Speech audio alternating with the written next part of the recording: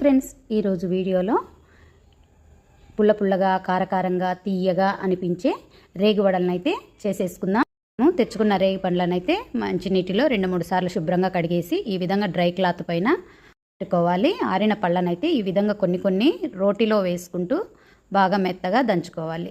పళ్ళు అనేటివి నవంబర్ నుంచి వస్తాయి కదా, అందుకు నేను డిసెంబర్లో అయితే ఈ రేగి వడలు చేసేసుకున్నాను. రేగి పళ్ళలోకి మిరపకాయలు, అల్లము, ఉప్పు, బెల్లం, జీలకర్ర వీటన్నిటిని వేసేసుకొని ఈ విధంగా తయారైపోయిందండి. ఈ విధంగా ఈ రేగి వడల ముద్దనైతే చేసుకోవాలంటే వడలు చేయిని నీళ్ళల్లో అద్దేసుకొని ఈ విధంగా చేసుకుంటే చేతికి బంకగా ఉండదండి, నీట్గా ఉంటుంది. ఆ విధంగా చీర కవర్ల పైన అయితే మనకు కావాల్సిన సైజులో ఒత్తేసుకోవాలి.